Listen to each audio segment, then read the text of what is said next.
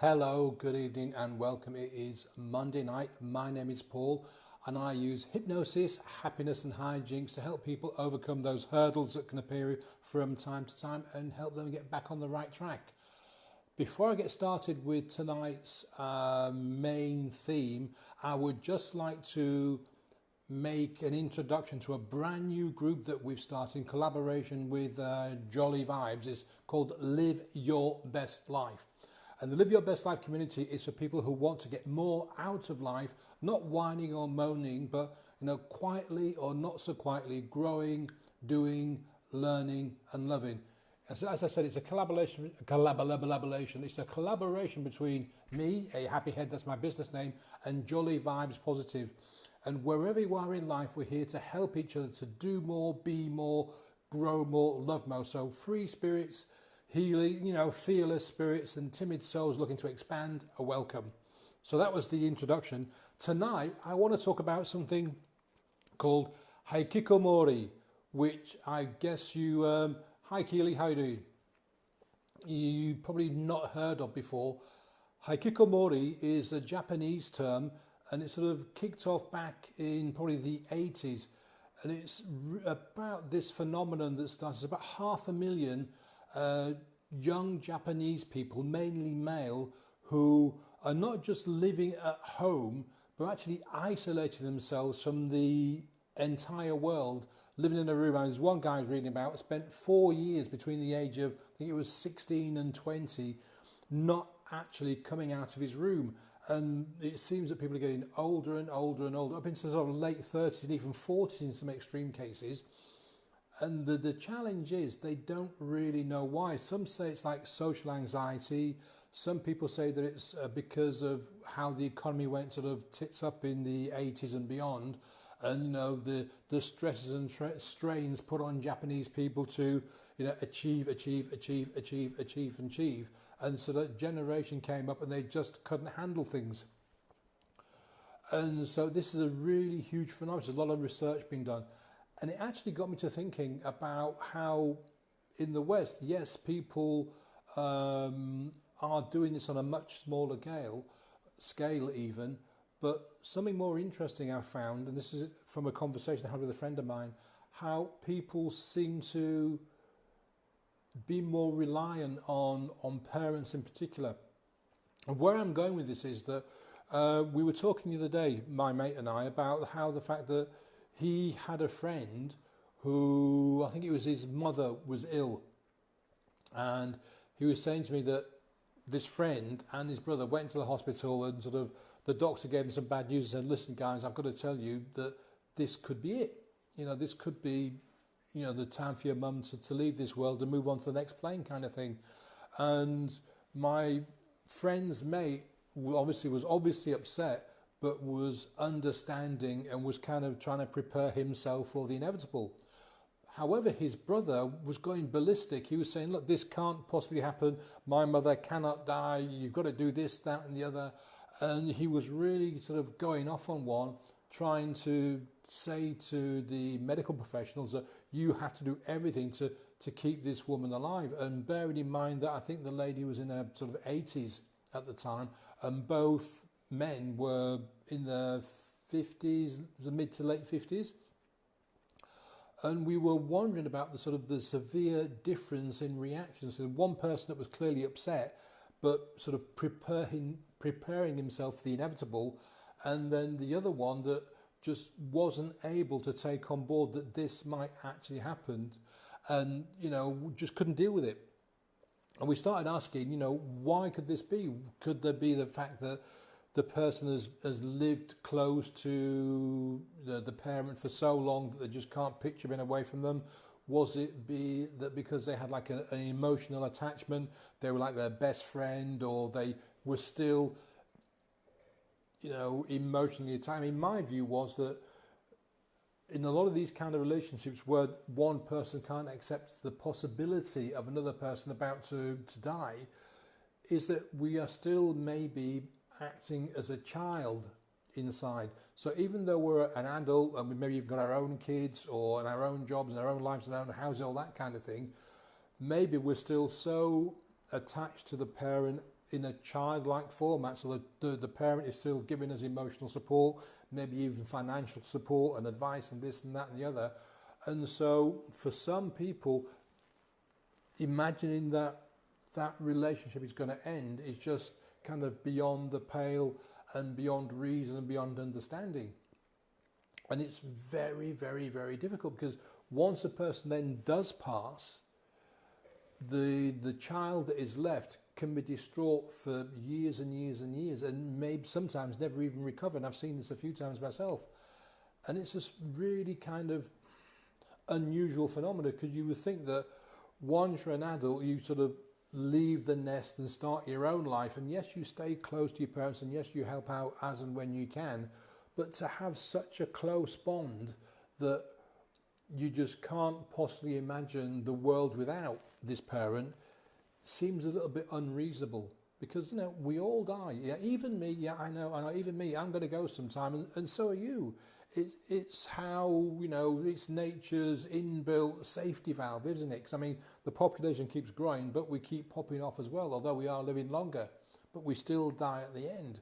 And also that acts as, for a lot of people, acts as a driver, knowing that we are finite, that we have a beginning and an end, drives people to do more, to be more, to learn and have fun and all the rest of it before that time comes.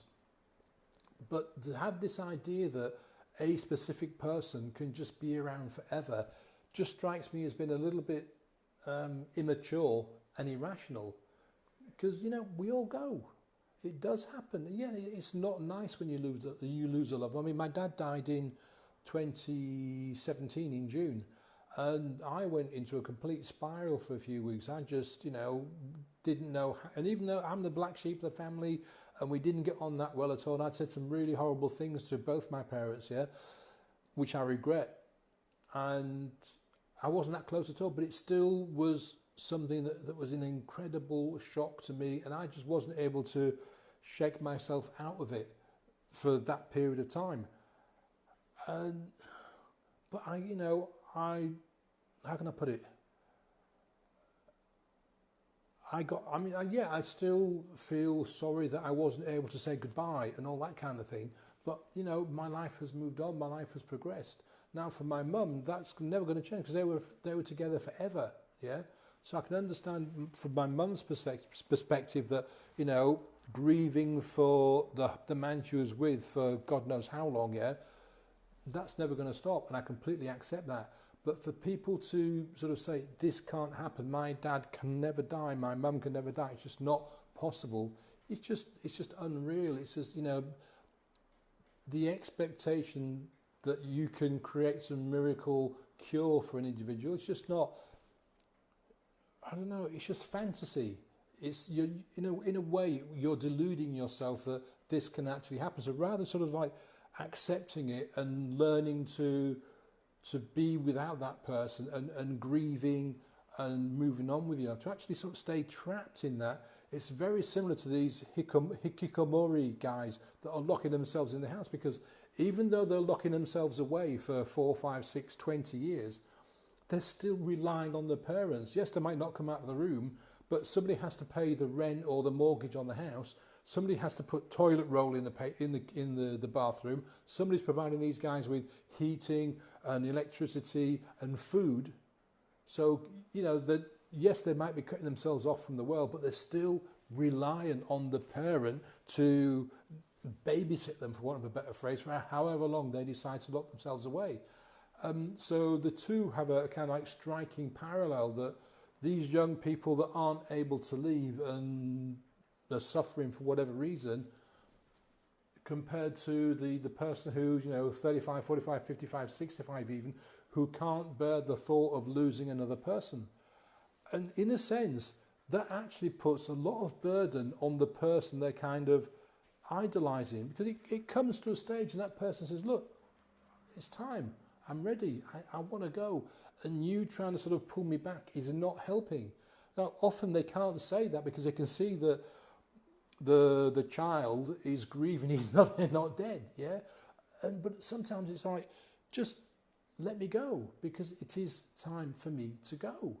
And we have to learn that, you know, the best thing we can do for someone who is on that, you know, final leg of the journey, to use a metaphor, probably need, you know, comfort from us and love from us and hand holding until the moment comes, yeah? They shouldn't have to be worrying about how you're going to cope once they've gone. Especially if you've still got this like emotional hold on them or even a financial hold on them, that your life revolves around them, yeah? That's unfair. That really is unfair. You have to let people go. No, it's not nice, it's not happy. I'm not saying you're going to be jumping up and down for glee and having a party. Of course not, I'm not saying that. But there's a difference between, you know, grief and dependency. Yeah, and this is what I'm trying to get at. You know, grief is a natural phenomenon. It's completely understandable. And for some people it might last a day, some might be a month, some might be forever. And that's fine. Yeah, because we all grieve in different ways. But to be dependent on someone, to hold on to them and not to want to let them go, even to the grave, is causing you or will cause you problems.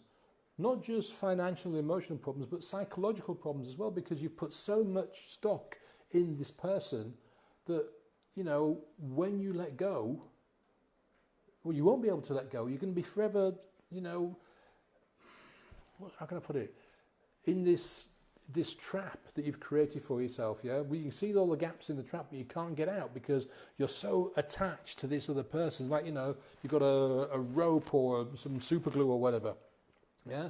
So we have to learn to let go. I think that's what my point is here, is at some stage, you've got to let go. Now, I'm not saying, no, you've got to cut yourself off forever and not see them again. No, of course not. What I'm saying is that as an adult, you've got to say to your parents, say to yourself that my parents are there, they love me and I love them and they help me when they can from time to time, but I'm my own person now. I am a grown-up. I am my own adult. You know, I've got kids and they look up to me.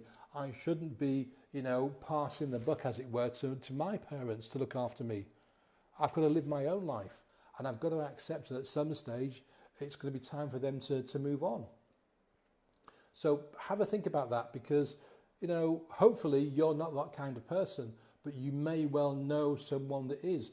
And when the time comes, they are probably going to need a lot of help and support. And you're going to be the one that probably has to provide that. So, you know, you might want to start thinking about that, maybe even start talking to the person, particularly if you've got a parent who is, you know, or has had an illness and that kind of thing. You might want to start talking to your brother or your sister or whoever, and start sort of gently preparing them for the fact that, you know, it does end sometime for all of us. Okay, and that is not morbid, it's just fact, yeah?